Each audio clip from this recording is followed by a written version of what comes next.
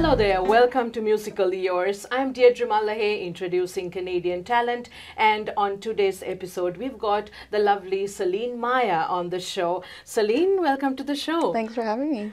Now, of course, you drew an audience since you were like 5 years old. So what were your early influences? A lot of the time when I was really young, my main influence was family members, just because a lot of them have been really musical all my life. My grandfather was a really good singer, and everybody on my mom's side of the family were all the vocalists, and everybody on my father's side were all played guitar, instrumentalists. So I was lucky enough to get both of those together. But everything was mainly all family, so like singing with my grandfather and stuff. And then later on, I started listening to other artists and liked newer stuff.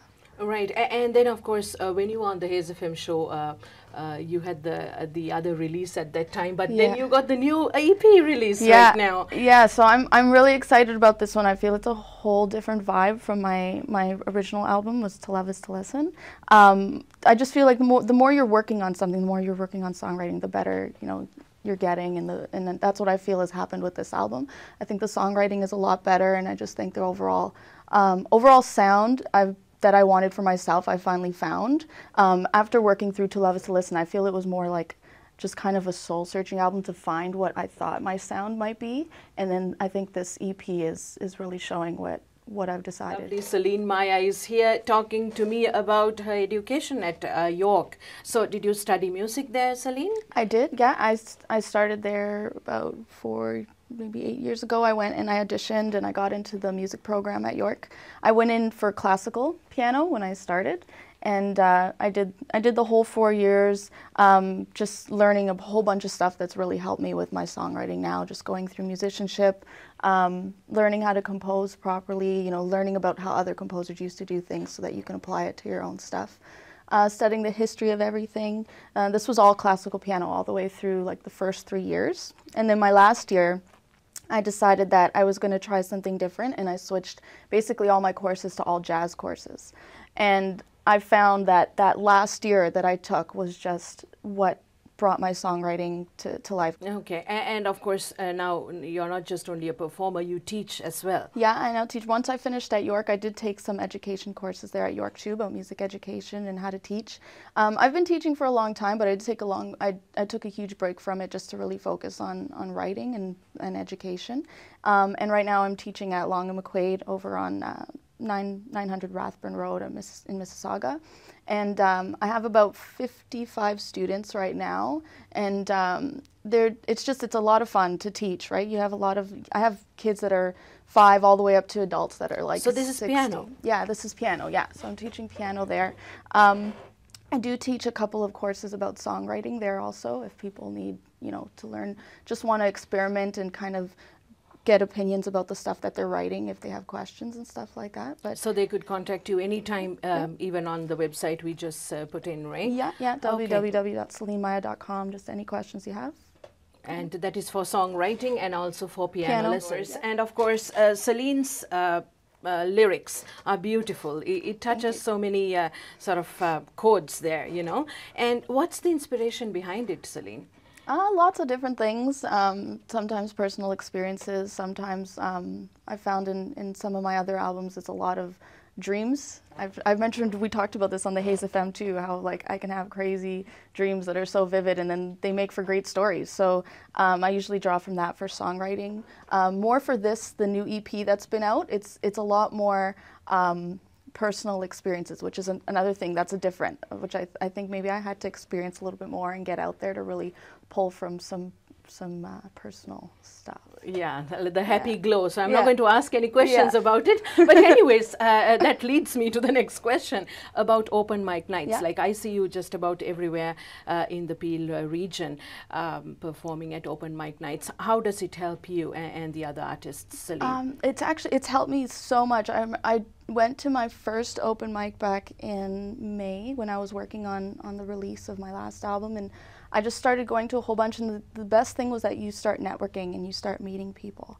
And the main thing that really helped me with my songwriting there was I met a songwriter, Joelle Martin, who's been on your show, right? And we started working together, and we've been working together on these acoustic duos. That's really helped with the shows now. And there's so many other artists that I met that have, you know, I've gotten inspiration from that just by going to those open mics.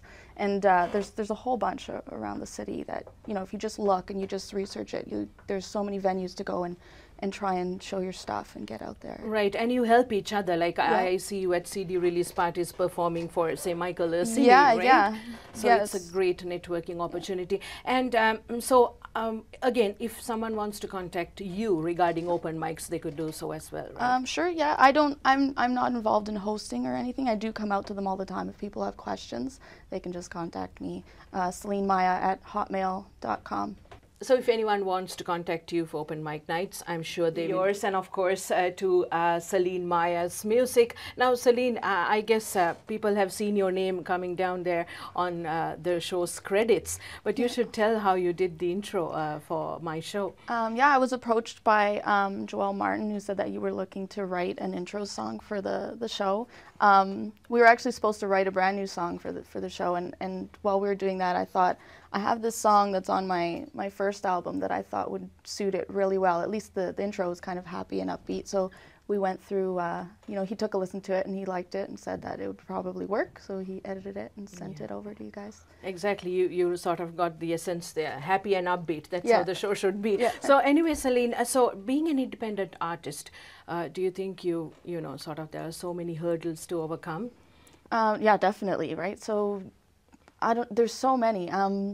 Just the idea of having to, you know, record or write, you know, if you don't have the availability to do that or the money to do that, you have to be able to basically do everything if you're an indie artist. You have to know, you have to educate yourself enough that you know how to record, you know how to promote yourself, because there's nobody really that's going to do that for you. So it's definitely a hurdle. You got to take the time out to just develop your own skills so you can get yourself forward.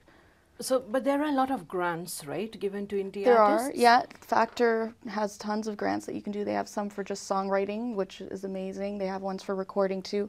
They're tough to get, but you know, you got to hustle and you got to keep at it. The more you kind of apply for those grants, the better the chances are that they're going to notice that you are trying to get some. You know, you're serious about your work, and they might, you know, grant you something. Good stuff. Thank you for that advice. I hope, you know, the artists who are listening right now would take, you know, it would really take to heart that they should promote themselves for one thing. And of course, go and get those grants, which, you know, if you're eligible to get them, you should go for it, right? For sure. So now, what are your goals for the rest of the year and, of course, beyond? Well, just to keep writing. I have, like I said, this EP just came out, and that was one of my goals for 2011, so that's one check off the list. But I have, you know, my next plan is now to, like I said, flesh out this EP and get a band behind it and re-record it with the full sound that I'm looking for. Again, the whole time I want to be still writing so that I can just kind of be popping out songs one after another to start on another EP after that. So. And you'll keep us posted, definitely. Oh, for sure. All right, Selyne, so thank you for being on the show and, of course, sharing your beautiful music with us. And of course, as I said, your advice, I hope everyone would take it, people who are entering the industry and, of course, who are waiting to, you know, promote themselves the way you do, right? So thank you for watching Musical Yours. Join us next week at the same time. Bye.